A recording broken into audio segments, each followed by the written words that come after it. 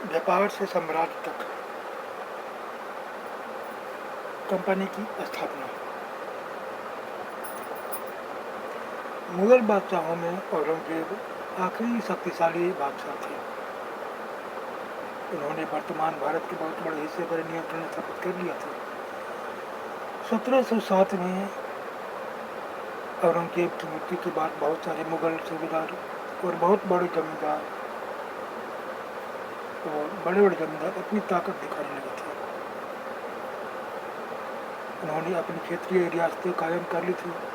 जैसे जैसे विभिन्न भागों में ताकतवर क्षेत्रीय रियासतें सामने आने लगी, दिल्ली अधिक दिनों तक प्रभाव केंद्र के रूप में तो नहीं रह सके।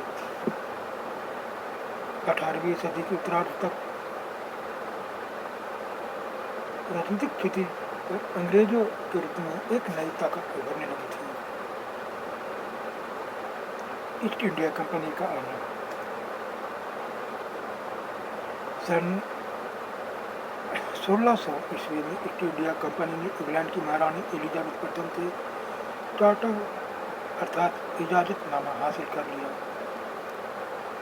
जिससे कंपनी को पूरब से व्यापार करने का एक अधिकार मिल गया। इस इजाजतनामे का मतलब यह था कि इंग्लैंड की कोई और व्यापारिक कंपनी इस इलाके में ईस्ट इंडिया कंपनी से होड़ नहीं कर सकती थी। इस चार्टर के सहारे कंपनी समुद्र पार जाकर नए इलाकों को खंगाल सकती थी।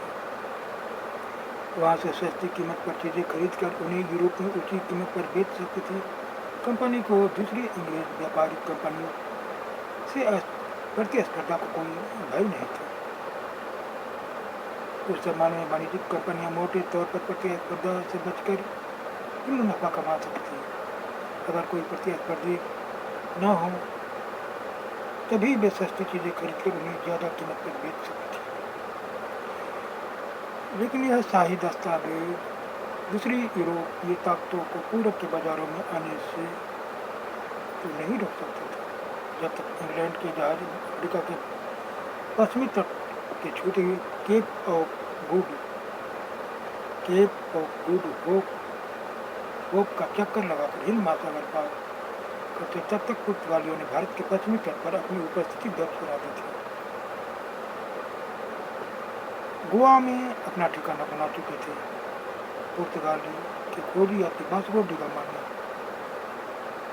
1498 में पहली बार भारत तक पहुंचने के इस समुद्री मार्ग का पता लगा था। 17वीं शताब्दी की शुरुआत तक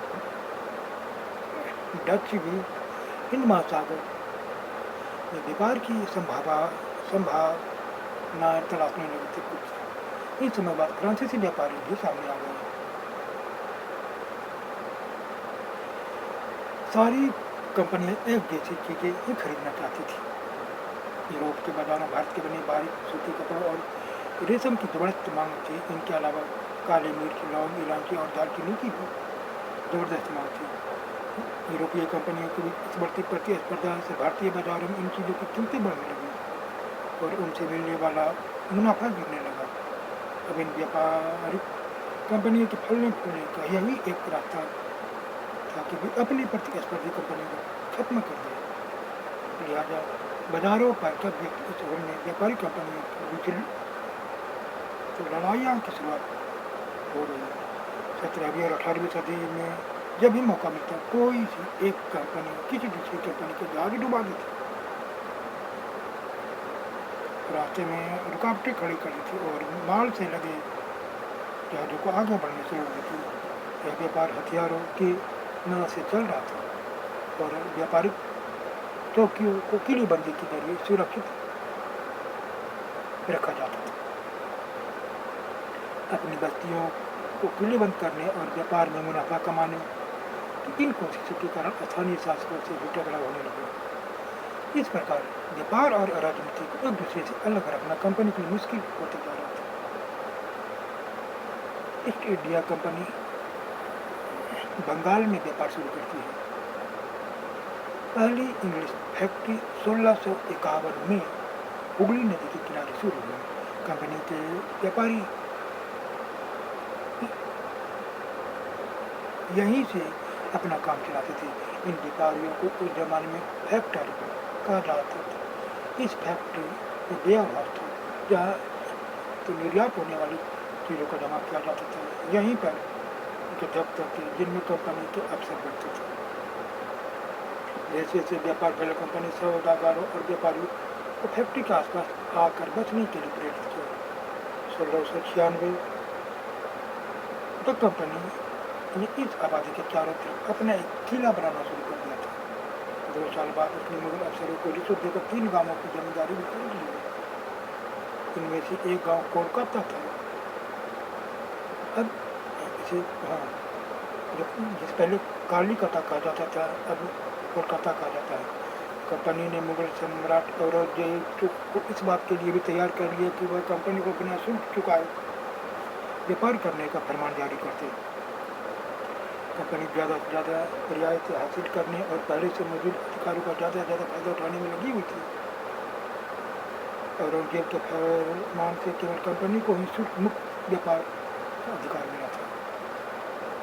कंपनी के जो अफसर निजी तौर पर व्यापार चलाते, उन्हें यह छूट तो नहीं थी, लेकिन उन्होंने भी शुल्क चुकाने से इनकार कर दिया। इससे बंगाल में राजस्व वसूली बहुत कम हो गई। ऐसे ही भला बंगाल के नवाब मुर्शिद कुली का विरोध क्यों नहीं करते? व्यापार से युद्ध होता। 18वीं शताब्दी की शुरुआत में कंपनी और बंगाल के नवाबों का टकराव काफ़ी बढ़ गया था। औरंगजेब की मृत्यु के बाद बंगाल के नवाब अपनी ताकत दिखाने लगे थे। इस समय दूसरी क्षेत्रीय ताकतों की स्थिति भी ऐसी थी। मुर्शिद कुली खान के बाद अली बर्दी खान और उसके बाद सिराजुद्दौला बंगाल के नवाब बने। ये सभी शक्तिशाली शासक थे। उन्होंने कंपनी की रियायतें देने से तो मना कर दिया। व्यापार का अधिकार देने के बदले कंपनी से तो निगरानी मांगी। उसे सिक्के ढालने का अधिकार तो नहीं दिया और उसकी किलेबंदी को बढ़ाने शुरू कर दिया। कंपनी पर धोखाधड़ी का आरोप लगाते हुए उन्हें दलील दी कि उसकी वजह से बंगाल सरकार की राजस्व वसूली कम होती जा रही है और नवाबों की ताकत कमजोर पड़ रही है।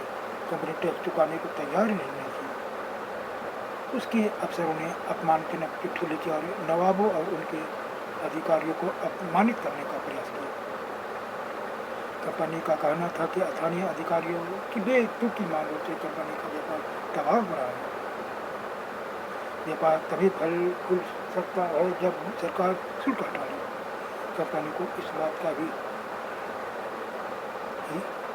यकीन था कि अपना व्यापार फैलाने के लिए उसे अपनी आबादी बढ़ानी होगी, गांव खरीदने होंगे और किलों का पुनर्निर्माण करना होगा। ये टकराव दिनों दिन गंभीर होते गए। अंततः इन टकरावों की परिणति प्लासी के प्रसिद्ध युद्ध के रूप में हुई।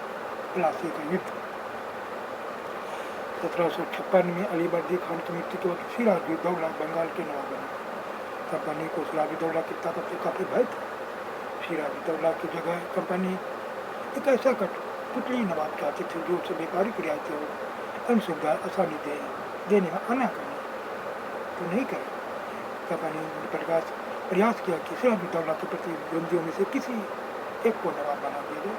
कंपनी को कामयाबी तो नहीं मिली। जवाब में सिराजुद्दौला ने हुक्म दिया कि कंपनी उनके राज्य के राजनीतिक मामलों में टांग अड़ाना बंद कर दे, किलेबंदी रोके और बाकायदा राजस्व चुकाए। जब दोनों पक्ष पीछे हटने को तैयार नहीं थे तो अपने 30,000 सिपाहियों के साथ नवाब ने मीर कासिम में इंग्लिश फैक्ट्री पर हमला बोल दिया। नवाब की फौजों ने कंपनी के अफसरों को गिरफ्तार कर लिया। गोदाम पर तो ताला डाल दिया। अंग्रेजों के हथियार छीन लिए और अंग्रेजी जहाज़ों को घेर लिया। इसके बाद नवाब ने कंपनी के कलकत्ता स्थित किले पर कब्जे के लिए उधर का रुख किया। कलकत्ता के हाथ से निकल जाने की खबर सुनकर मद्रास में तैनात कंपनी के अफसरों ने भी रॉबर्ट क्लाइव के नेतृत्व में सेनाओं को रवाना कर दिया। इस सेनाओं को नौसैनिक ब्यूरो की मदद भी मिल रही थी। इसके बाद नवाब के साथ लंबे समय तक सौदेबाजी चली। आखिरकार तो 1757 में रॉबर्ट क्लाइव ने प्लासी के मैदान में सिराजुद्दौला के खिलाफ कंपनी की सेना का नेतृत्व किया। नवाब सिराजुद्दौला की हार का एक बड़ा कारण उसके सेनापति में से एक सेनापति मीर जाफर की कारगुजारी भी थी। मीर जाफर की टुकड़ियों ने इस युद्ध में हिस्सा नहीं लिया। रॉबर्ट क्लाइव ने यहाँ कहकर उसे अपने साथ मिला लिया कि सिराजुद्दौला को हटाकर मीर जाफर को नवाब बना दिया जाता।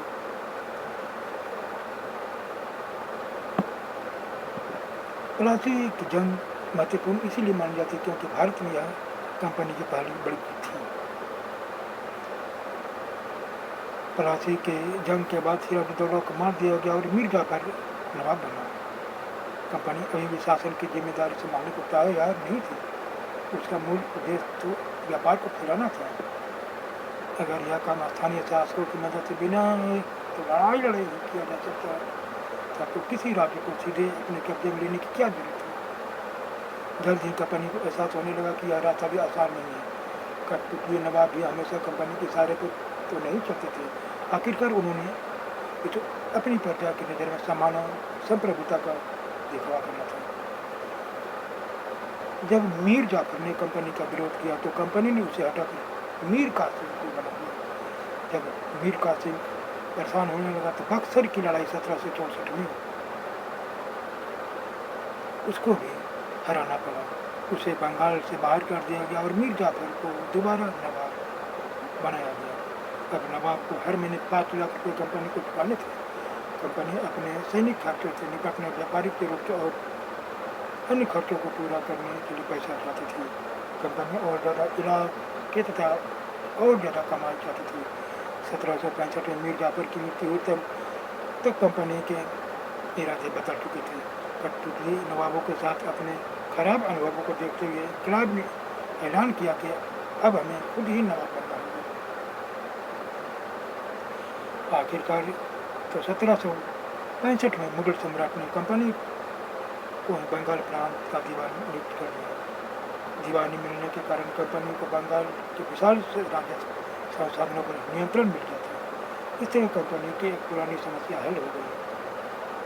18वीं सदी की शुरुआत से भारत के साथ उसका व्यापार बढ़ता जा रहा था, लेकिन उसे भारत में ज़्यादातर चीज़ें ब्रिटेन से लाए गए सोने और चांदी के बदले में खरीदनी पड़ती थी। इसके बजाय ये थी कि उसमें ब्रिटेन के पास भारत में बेचने के लिए कोई चीज़ नहीं थी। प्लासी की जंग के बाद ब्रिटेन से सोने की निकासी कम होने लगी और बंगाल की दीवानी मिलने के बाद तो ब्रिटेन से सोना लाने की जरूरत भी नहीं रही। अब भारत से होने वाली आमदनी के सहारे ही कंपनी अपने खर्चे चला सकती थी। इस कमाई से कंपनी भारत में सूती और रेशमी कपड़ा खरीद सकती थी, अपनी फौजों को संभाल सकती थी और कलकत्ते में किले और दफ्तरों के निर्माण की लागत उठा सकती थी।